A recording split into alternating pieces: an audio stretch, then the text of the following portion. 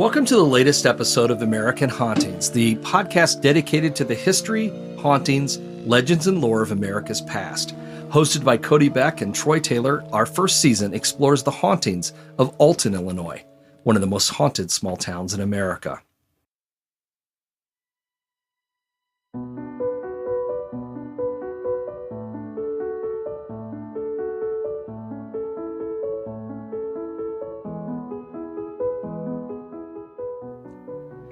The Milton School and its well-known hauntings remains a bit of an anomaly when it comes to hauntings in Alton. Unlike Lewis and Clark College located in nearby Godfrey, there's not a story of a beloved administrator who chose to remain at the school because she couldn't bear to be away from it. At this former grade school, we have tales of a much darker sort. Tales of a murdered student and the killer who took her life, both still attached to the tragic events that occurred. But how much truth is there to these stories? Well, as it turns out, not as much as some people think. Milton School was built in 1904 and remained open for 80 years, serving students till it closed in the summer of 1984. After the school closed, it was abandoned for some time and then reopened in the early 1990s as a factory for Intaglio Design, a company that manufactured items of decorative glass. Today, the school has been turned into a location for a variety of small businesses, including a massage therapy spa, photography studios, a popular coffee house, and more. While some believe that only old memories still haunt the corridors of the school, the legends of the place tell a different story. According to that legend, an event occurred in the late 1930s that has left a horrific haunting in its wake. It began one fall afternoon, a few hours after school had dismissed for the day. The building was deathly silent by this time, and the shadows began to grow longer as twilight was now coming earlier with each passing week. The teachers and students had all left for the day except for one, a young girl, who later generations of students would dub Mary, who was finishing a seasonal bulletin board for her classroom. By the time that she had penned her last construction paper leaf on the board, the sun was beginning to dip low in the sky. Mary knew that she had better get home before her mother started to worry. She gathered up her school books and hurried down the shadowy corridor to the doors by the gymnasium. She knew that she could push them open and leave the building and they would lock behind her. As she skipped down the last stairway and rounded a corner into the gymnasium, she heard a noise behind her. And well, as the stories go, everything went dark. Mary's body was discovered the next morning in the girls' restroom in the basement of the school. Her small figure was bloody and battered and her clothing torn and scattered about. Whoever had killed the little girl, he had brutalized her and left her almost unrecognizable. The hunt was soon on for the culprit, but the police had no leads. However, during the struggle that had marked her final moments, Mary had managed to scratch her assailant. His bloody skin was found under her fingernails. The authorities warned school officials to be on the lookout for anyone with scrapes or scratches on their hands or face. Several days passed before someone realized that a janitor who worked at the school was missing.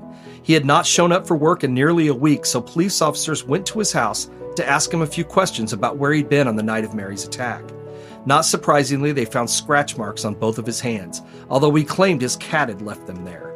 The man lived with his elderly mother, who maintained he'd been sick with the flu and had been at home with her on the afternoon of the murder. The detectives didn't believe the story but had nothing to arrest him for. He was moved to the top of their list of suspects, though. Police officers began driving past his house at night and the janitor was kept under close surveillance. Rumors began to fly and teachers and staff members at the school began to talk of the janitor's strange habits and of his inappropriate attention to some of the children. A few days later, the body of the janitor was also discovered in the school. He was found hanging at the end of a rope around an exposed beam above an upstairs hallway. Beneath his dangling feet was an overturned chair and a scrawled note which simply read, "I did it."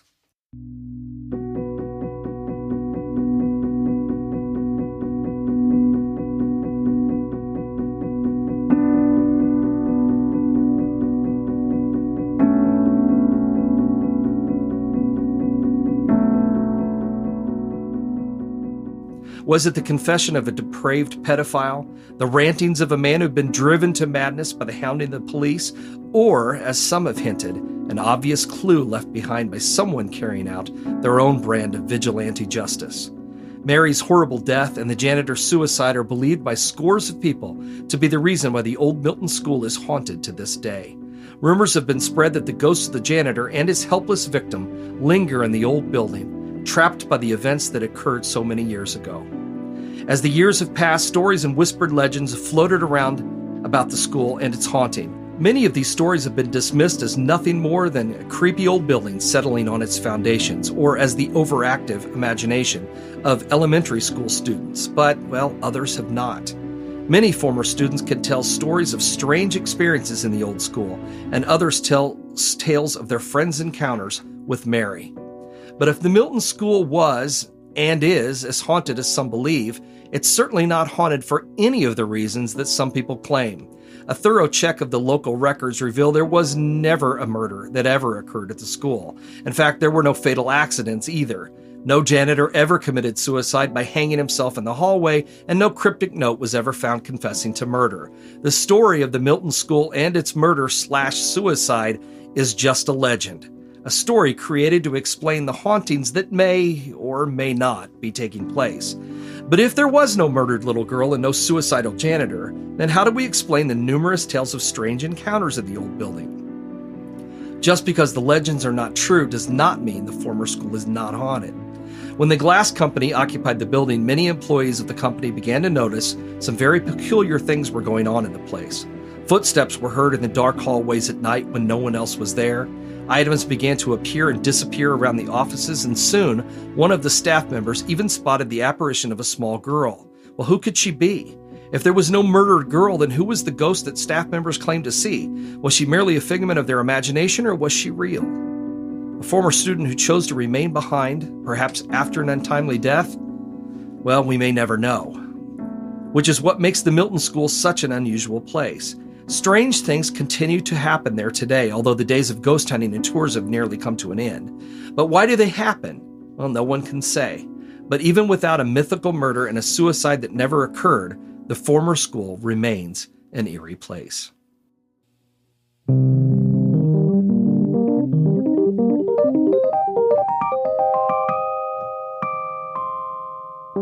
Got that little lead-in thing, and then we just start talking. I need to make a phone call too. So. Yep. If I need you, I'm just gonna flip you off super hard. Yeah, please. So that's when you'll know. I'm cool with that. That I need you. Yeah, which I've thrown in a pile. So we're just gonna lock him out and take over the studio. Now I'm in charge. Okay, good to go. Yeah. All right. Awesome. Welcome to American Hauntings Podcast, where we discuss history, hauntings, legends, lore, and all things paranormal. You are listening to episode 3 of season 1, covering the hauntings of Alton, Illinois. I'm your co-host, Cody Beck, and with me, once again, my co-host is author, historian, crime buff, and founder of American Hauntings, Troy Taylor.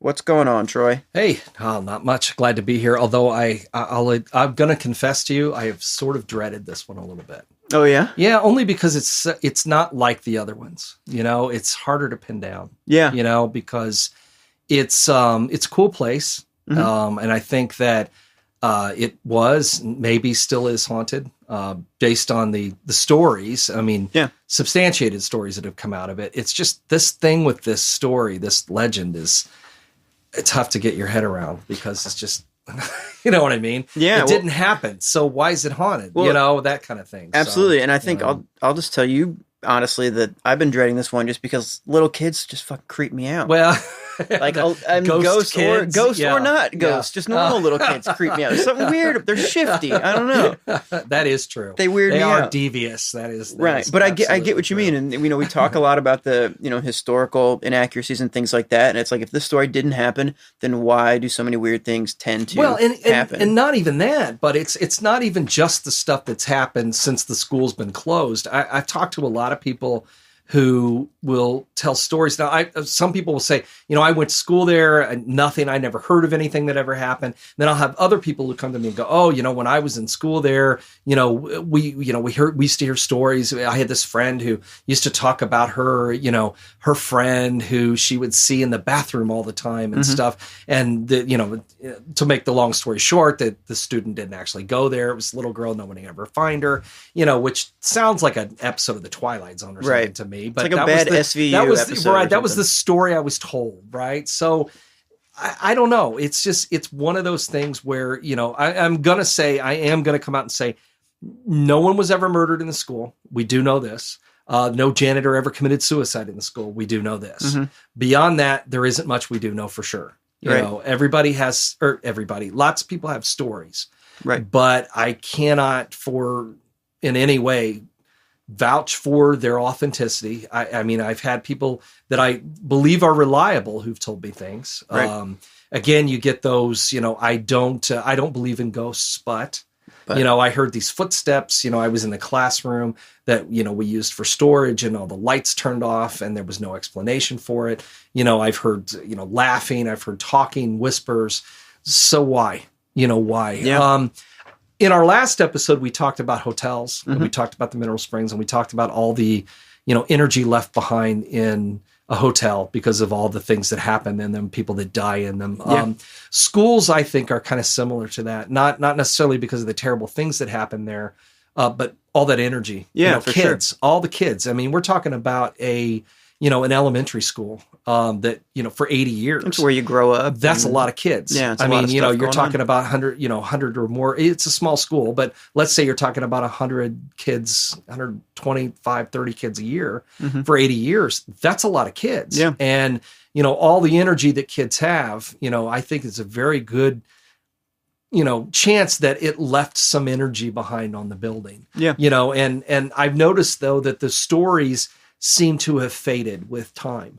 And which again is a really good indication to me that this was kind of an energy based thing where, you know, people are hearing an echo of, you know, the last 40 years or whatever, you know, kids playing, kids laughing, footsteps, you know, balls bouncing, bells ringing, It's who terrifying. knows, you know? Yeah. Yeah. Right. For some the people, the stuff of most my traumatic time of their life. Right. But I think that's, you know, people were experiencing that and really big in the 90s. I mean, that's where a lot of these stories came from, was after the school closed, and somewhere along the way, this story was created. It's human nature to do that kind of thing. Well, that's what I wanted to ask know. you. Like I wrote down, but it's like, you know, which came first, the chicken or the ghost egg? Right. But it's pretty much so, you know, there's lots of stories that don't have any historical basis. So my question is kind of, do people make up the stories like to scare other people into believing that they're seeing ghosts, or do people start seeing shit they can't explain and then make up the stories to kind of validate what they think's going on? I think maybe both, but I think that probably the most likely, historically speaking, it's more likely for humans to create something that explains what they're experiencing. So they can rationalize it, I guess? Yeah, because there's got to be a reason why these terrible events or these scary things happen. So it must have been something terrible. So, you know, what if somebody was murdered? And then all it takes is a seed to get planted. And it grows, you know, and it turns into something else, and a little bit more is added to it, and it's embellished a little bit more, and it's like a game of telephone, you know, the old games kids used to play. You tell a story once, and then the next person tells it, and the next person tells it, and it just gets bigger, and it changes as it goes. And I'm positive that's what happened with the school, with Milton School, is that people began having experiences there, and maybe some things did happen in the years before the school closed down. I don't know. I can't verify those stories for a fact. Most of the stories that I've been able to, you know, interview people about happened after it closed.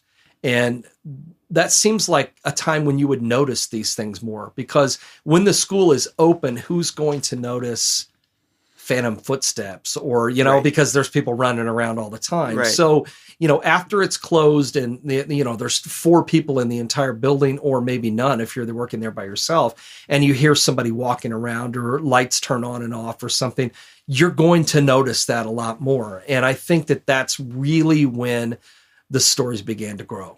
You know, I don't hear much about anything there now. And I know that there's no, you know, they don't do ghost tours there anymore. There's, you know, ghost hunts and that kind of thing. I know that that's something she's trying to steer away from, because she's turned that into a really nice place. Meredith has made that a really nice spot. The coffee shop is great. Yep. And Mavis, a friend of great. ours has a massage therapy, you know, office there. And so they've really made that into something nice. And I think it will continue to grow. And I think the ghost thing they've kind of steered away from it. And understandably, because I really think that the haunting has faded over time. I mean, it's a great part of our local haunted history, Mm-hmm. but I'm not sure that it's a continuing one. You know what I mean? Right. Yeah. And I've been there a couple times. First in high school, we played a show there when we used to play in bands and stuff. And I don't know who owned it then. It wasn't Meredith and them now, but we played a show there. And I remember thinking like, I don't know if we're supposed to be in here. Everything was really just messy. And we played a show there. It was great. And then I started a blog years after that, and I was interviewing just local entrepreneurs. So I went to speak with Meredith and know what they were doing with Milton School, and she took me on a tour, and it was awesome. And they'd really turned things around. And I know a couple people too that worked there. But I do remember the last thing right before I was leaving is she took me into one of the rooms that they had just rehabbed and that they were going to start renting out for somebody. And I walk in, and it's just this rectangle room and a big brick wall and a huge, just black, empty chalkboard on it. And I walked in there, I was like, nope. Turned around and walked right back out. And I didn't tell her why, but I was just like, these kids just creep me out. I don't know. And I wonder, and this is, I mean, sort of off topic, I guess, if the story is not necessarily true, but like, what is it about kids that not necessarily that creep me out? That's a whole different issue for a therapist probably, but like, what is it about kids that there's something that like the paranormal seems to like, be attracted to kids, or kids can communicate, and kids and dogs and all that sort of stuff. Yeah, I think that with kids, you don't have the built-in defenses that we have as adults. Okay.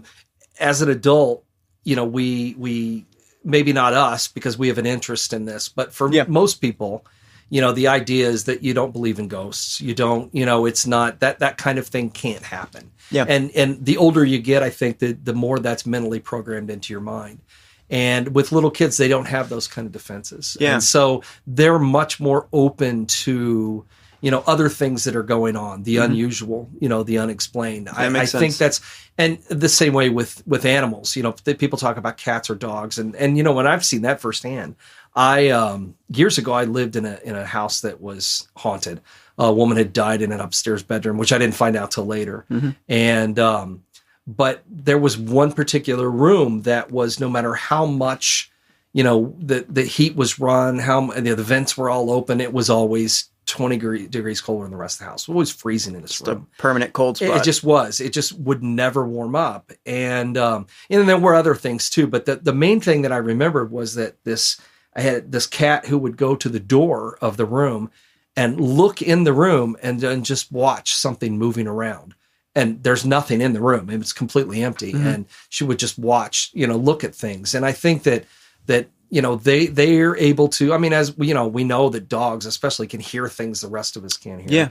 Yeah. So I often wonder if animals aren't more sensitive to that. And I hate to compare children to animals, although sometimes it is an apt comparison. But I do wonder if maybe it's the same kind of thing. Right. Animals never lose it. Kids often do as they get older. They're not so susceptible to it. Well, yeah, you get the imagination just it goes away. And I think that, that imagination has a lot to do with it. And so, once you stop being so open-minded, you're not so open-minded to ghosts either. Well, so I think that's a big part of it. Well, speaking of the built-in defenses that adults have that children don't, I'm still drinking Old Bakery beer, the North End IPA. It's great. Again, they're not sponsoring us. I'm just trying to get them to, so please keep calling. And hopefully we'll get something going. But yeah, I don't know what it is about the ones with kids freak me out more than anything. I don't know what it is, but you say like, you hear the footsteps or the ball bounce and the laughter and stuff like that's more terrifying to me than most anything else. Yeah, I don't know what it is. I think it was Are You Afraid of the Dark that really got me. Probably. Scared. It's probably your television viewing habits as a child. Right. Probably did it. So I don't know. Maybe you've watched The Shining one too many times. So Absolutely. So have you been to Milton for any tours or anything? Yeah, actually back in the late 90s, when my friend Sonny and I first started doing tours with him, he was doing tours here in Alton before I moved here, and I was doing tours in Decatur. And when I moved down here, he asked me if I'd be interested in doing any tours with him. And I said, no, I am never doing another ghost tour again. And how'd that work out for you? 20 years later, yeah. But when we first started doing them, that was one of the locations that we went to was Milton School. And, we would go in, take everybody through the school and tell them, the stories. And mostly we would talk to some of the people who worked there who would still be around in the evening and would tell some of the things that happened to them. But again, I think most of those stories dated, to around that time, when the glass company went in there, they were the ones who really seemed to have most of the experiences. And they would tell their stories. And then we'd usually have people on the tour that would say, oh, yeah, I went to school here. I never heard ghost stories before. Well, right. I think because they probably kind of came to life, a little bit later after the school had closed. So. Gotcha. That's all I have. And I mean, I'm looking at an empty can of I know. beer. I think we're also looking at it, wildly waving that our time is up. So we should probably wrap this up. So if you listen to the podcast, if you listen to this episode, hopefully you listened to the two before it, go on to iTunes, give us a like, give us a review, share it with your friends, tell your friends about it. Try to get them to listen. And I mean, if you like it, if you don't like it, I mean, please don't leave any comments. Don't bother reviewing us if you don't like it. Don't review it. But if you can, spread the word to your friends and try to pass it along so we keep this thing going we can get to the rest of the stories in Alton. We got a long way to go yet. We do. There's a lot. Before we even move on to anywhere else. So anyway, that's it for me. And so I'll turn it back over to Cody. And thanks for listening.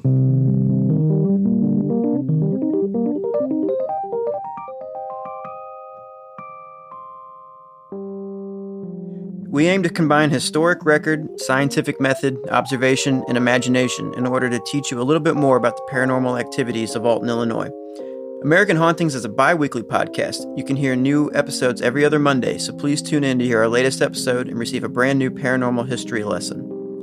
You can learn more about our podcast and find new episodes on iTunes by searching for American Hauntings or by going to AmericanHauntingsPodcast.com, where we also have some links to Troy's books, as well as information about his upcoming ghost tours and other events. As for your host, you can find me on Twitter and Instagram at CodyBeckSTL or at CodyBeck.com. Please say hello or tell me how much you hate the show. I promise I won't hold back because I have nothing to lose.